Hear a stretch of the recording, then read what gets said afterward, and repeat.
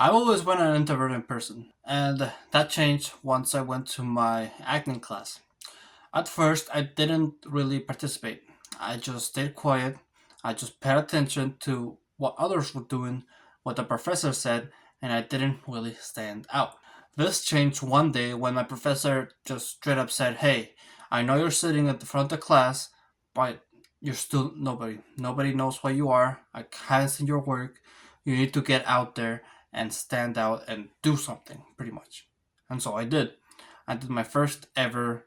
I was first ever on a film set, right? I acted and I acted pretty much.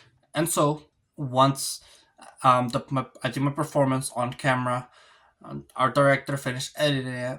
We showed it to our class, and to be fair, my professor did give me some slack because it was the first time. So, he did give me some feedback, things that I need to improve on, and yeah, he didn't wasn't too harsh on me.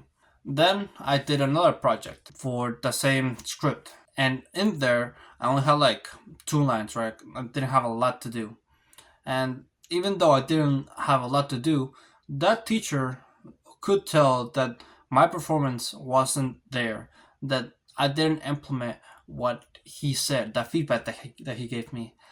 That I was just not paying attention, was not, I didn't give him, like, I didn't put in as much effort as I should have towards that project. And he called me out. He called me out in front of the whole class. He, said all that, and after that, like, I took it like a form of like rejection, and I think the reason why I valued it is because I valued that teacher overall. He was overall just a good person, a really experienced person. He knew what he was talking about, very outgoing, very fun to be around, and feeling rejected by him kind of made me feel I don't know. I've always been someone who always wants to be validated, wants to seek the approval of others. Not as much now because I'm much more mature now. I know that aspect of myself, and I know who I want to be seek approval from and who I should not seek approval from, right? And so feeling rejected this way made me realize that yeah, I can do better. I am a good actor. I am a good filmmaker in general. And so next time I did a film and I was on set, I killed it. I did really good. You could it's the one bridesmaid scene where I said, "Would you like an upload?" It's on my channel. You can check that out. But yeah, you like if you compare that to whether it be scene like 31 or something, it's like the most viewed um video on my channel. So if you check that out, you can probably, like, if you watch those two films, you can see the massive improvement that I did when it comes to my acting. I was more serious in one, and I was more like outgoing, happy, and more free. And that's the thing about acting, you have to be free, be able to show your ideas, and yeah, just be open, right? And the thing about being open and the thing about being yourself is the fact that you are gonna get rejected. There's gonna be people out there who, let me give you an example. Let me give you an example that I got from a YouTuber, right? Let's say you like peaches, right? And you're a peach, right? Not everybody in the world is gonna like peaches, and so, you know, you gotta stick with the people who do like peaches, right? That was not a good example. What the fuck? But yeah, what I'm trying to get at is that you are gonna get rejected, and it's better to be polarizing. I don't know if you know what polarizing means, but it's pretty much when you are hated, but you're also loved. Whereas if you're not polarizing, you're neither hated nor loved. You just have nothing. And here's the thing: in order to be polarizing, in order to be either hated or loved, you have to be yourself. And yeah, when it comes to being yourself, you're gonna get probably more rejected at first, but whenever you get rejected, the storm passes. You're probably gonna find someone who doesn't reject you, someone who accepts you for who you are. I mean, here, I guess I can give you a better example. The thing is, for me, I did manage to put a persona, be somebody else, be someone who someone always likes. Be like, I'm always trying to avoid controversy, but I don't think avoiding controversy um is a bad thing. I think it could be a good thing because through controversy, more of yourself comes out. You show your true self. And so, for example, in my workspace, um, I don't think everybody there likes me. Even though I do stay quiet and I do my own thing, I do talk every once in a while. I do show parts of myself, and I know not everyone's gonna be a fan of that, and not everyone's gonna be not always. I am gonna be a fan of other people, right? There's some people who I respect, and some people who I don't respect, and I don't know. I feel, even though I don't talk and I don't show that aspect that I do, in fact, do not like them, I feel like they feel the same way back. I know this is really broad and you probably won't understand it, but I feel like you can relate to someone like hating you without no reason. Like you didn't do anything wrong, you didn't do anything. They just don't dislike you for the values that you have, and that's okay, right? We want to be polarizing because for every person that doesn't like you, there's gonna be someone who loves you. And let's apply this to film. Let's use a film example, right? Let's say, well, I already used me getting like acting example. Let's say you worked on a project. It's been really hard process. You and your team got it done, and it's time for to present it. Right? You present it, and your teacher says, or like the person that you present it to, your audience, maybe, you know, they reject it. Maybe like the audience didn't laugh at the parts that you wanted them to laugh. Maybe they're just have no emotion watching it, and but even though that might happen, right? You can take that as learning lesson. You know, it's not, those don't have to be like always just polarizing.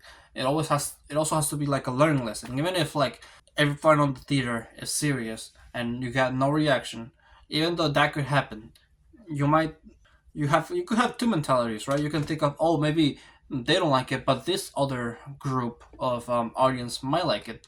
Or you could also say, okay, they didn't like it. What can I improve on, right? Obviously, the second option is better because you should always seek about how to improve. If you think about oh hey, these people don't like it, so other people will. Yeah, that could work, but when it comes to the film industry, I think you should try to make it so everyone likes it. Even if like you make films that don't appeal to everyone, you make like you can make a film that don't appeal to others, but if others can understand the story, they can still like it. For example, I don't relate to Frozen. I don't have a sister, but I understand the story, therefore I like it. You know, the reason why we like characters is not because of their character traits or anything, it's because we understand their goals. And so, how would you write this feedback, right? I guess that would be mostly up to you, mostly as to what your goal is when it comes to whenever you're gonna present your film. For example, when I presented the bridesmaid scene where I said, "Would you like an apple?" I keep forgetting the name of the scene. It's on my channel. I think it's bridesmaid scene 10. Probably it's probably scene 10 actually, because it is towards the beginning of the movie. But my goal was to, okay, towards the end when I say, "Oh, you brought more people," that's crazy. It's not on the one on my channel, but I have another take where I do more, I improvise more after the scene is done, and I was like, okay, I want people to laugh at this part at the end, right? And so I did, and I managed to. My goal was to make them laugh at a certain part, and I did. So I accomplished my goal. So that's one way in which you can set a goal when it comes to acting. I can't speak when it comes to like photography wise, directing wise. I mean, maybe a little bit of directing wise. Like for example, well, yeah, because like the performance is kind of shaped by the acting, so I guess that connects that way. But I can't speak when it comes to other roles. If you like, for example, are an editor, photographer, gaffer, maybe you can give me an example of the comments of like ways in which you can set goals for your film. Like whenever you're presenting it, what are your goals? Like, do you want them to acknowledge this aspect? Do you want them to do this, that? Do you want like the director's approval? Like, what are your goals whenever you are on set? Let me know, please. I would like to know because I don't want to just be on one role, right? I want to experiment with a couple and then dedicate myself to one once I experiment with others. Right now, I've really been Like I'm still set on directing, even though I've done acting a lot. My mind is still okay. I still want to direct. So that's just me.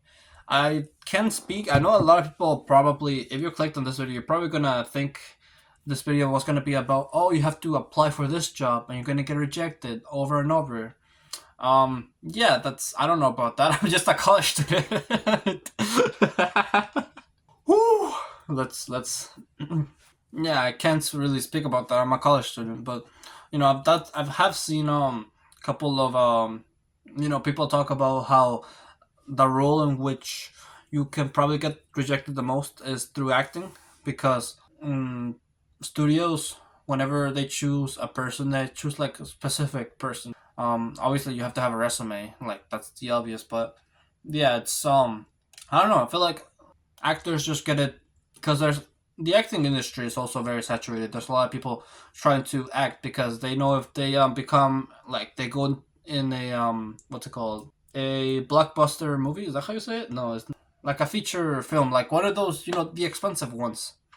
Like for example, the guy who's gonna play How to Train Your Dragon. I don't know anything about him. I don't know if he's been in a movie I've seen before, but since he's gonna be in How to Train Your Dragon live action, he's probably gonna get a lot of acknowledgement from that. So I do know that actors get a lot of rejection. Like he got really lucky. That's why his reaction was so huge. I've spoken about this before, but not just the thing is, the acting job is not just very saturated. As a matter of fact, other jobs like even fast food jobs are very saturated as well. I couldn't get a job at Cane's. Let me tell you that I couldn't get a job at Cane's because other people wanted that job too. I did a 3-person interview.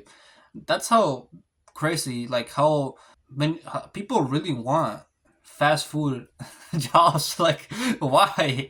It doesn't pay that much. You're gonna be depressed. The job sucks.